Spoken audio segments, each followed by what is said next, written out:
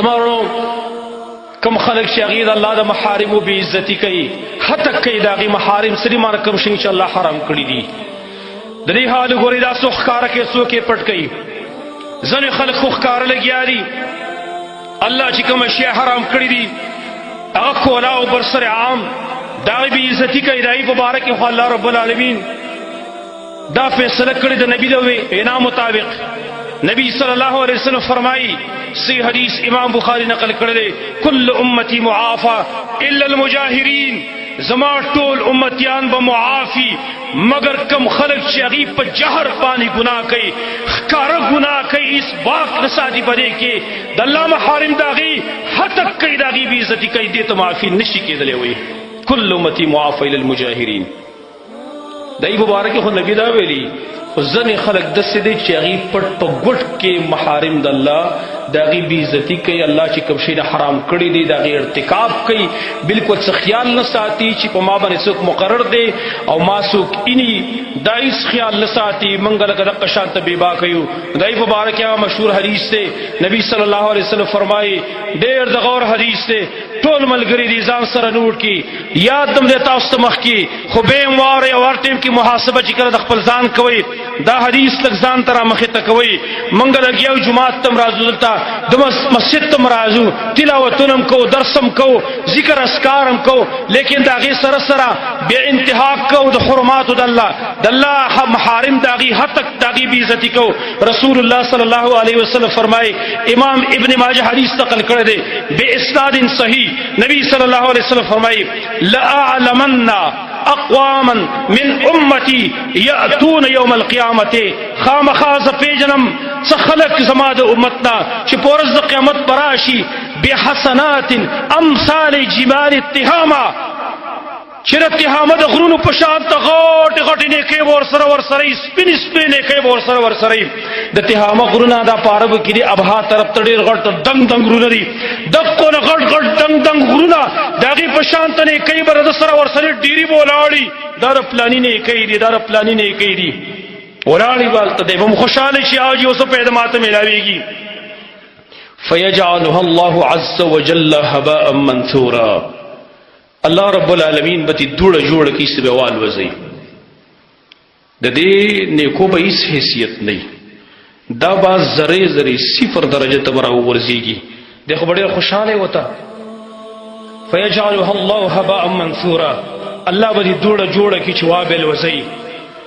صحابه کرام ډېر غمزده خلک وو. ثوبان رضی الله عنه فرمایل، یا رسول الله صفهم لنا جلهم لنا، یا رسول الله من ته خلق صفت بیان کا، من ته خلق واضح کا، الله نکون منهم، یا رسول الله چرته به دا خلقو کې منګه داخل نشو، د دې خلقو لږ حقیقت من ته بیان کا، دا کم خلق دی واورئ زما لکه په غور سره واورئ، د زړه په غوږونو باندې دا خبره ځان سره واورئ، نوټ کړئ. نبی صلی الله علیه وسلم فرمایي، اما انهم اخوانکم ومن جلدتکم، خبردار دا ستاسو وروڼه مسلمانان دي، ومن جلدتکم ستاسو د پوستکي نه دي، ستاسو سره اینم شریک ته اسلامي اخوت هم د هغې سره دی، کلمه ګو خلق دی، لا اله الا الله ویلې ده، یاخذون من اللیل کما تاخذون، د شپې به تهجد هم کوي لکه څنګه چې تاسو تهجد کوئ، دا خو دغه خلقو په باره کې دا حکم دی چې کم د شپې تهجد کوي ولاړ دي، بیا انجام دا دی کم سړی چې تهجد هم نه کوي صرف فرایض ادا کوي دغه به څه انجامي. نبی صلی الله علیه وسلم فرمایي، یاخذون من اللیل کما تاخذون، د شپې به عبادت کوي لکه څنګه چې تاسو د شپې عبادت کوئ. ولکنهم اقوام اذا خلوا بمحارم الله انتهكوها، لیکن دا خلکو چې کله به لږ ځان له شول د خلکو نه چا به نه لیدل، سیټ ته به شو او د الله محارم کوم شیونه چې الله به حرام کړي وو د هغې ارتکاب به کوو، د هغې ارتکاب به کوو. څومره نوجوانان دي، څومره دینداره خلک ځان ته وایي، ظاهره کې چې وګورئ د هغې شکل او صورت ډېر ښایسته معلومیږي، ډېر مزهدار معلومیږي، ظاهره کې د هغه ذکر اذکار تلاوتونه روجې وغیره دا ډېر مزهدارې خلکو ته به زر ښکاره کېږي، په ظاهره کې به دا سړی ډېر جاړي خلکو ته، مجلس کې به جاړي ډېر زیات، لیکن کله چې شپه شي یا کله ورځ یو ځان له په کور کې په کمره کې ناشتي نو بیا کوم قسم کارونه دی نه کوي په خپل موبایل باندې، کوم قسم کارونه نه کوي دی په خپل لیپټاپ باندې، دی په دې موبایل باندې کوم قسم ګندګي ګوري، یوټیوب چې کله دی کولاو کی یا فیسبوک دی کولاو کی،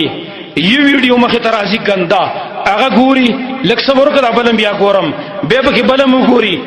وګوري ورنه وظیفه شانته د قشا ورنه وظیفه کې مسلسل لا ویډیوګانې دی ګوري، یو ورځ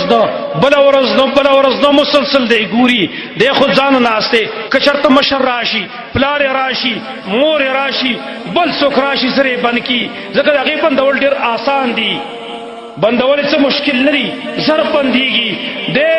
ګنده فلمونه بربند فلمونه ګوري، زر هغه بند کې به او داسو کې جماعت تم راشي التا درس تم به کینی دم هغه خلق دی، او بیا چې کله په دې فیسبوک باندې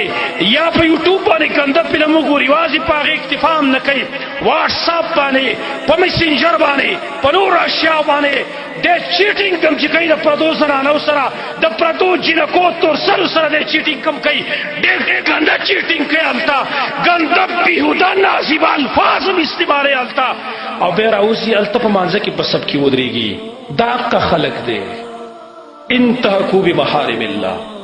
لږ یوټیوب کولاوی لږ فکر وکړه ځان سره، فیسبوک کې ویډیو ګورې لږ ځان سره فکر وکړه دا کوم قسم ویډیو ده،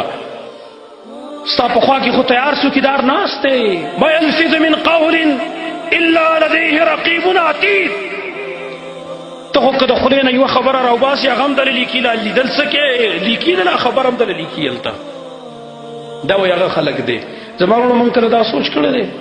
چې زه خو جومات تم ځما، زه تلاوت هم کوم، زه درس و تدریس هم کوم، قرآن تم کینما او د شپې تهجد هم کوم، او چې کله بیا یوټیوب کولاو کما، موبایل کولاو کوم، ګنده فلمونه او ګنده غانې پکې زه ګورم، د حدیث ته بلک زه سوچ نه کوم.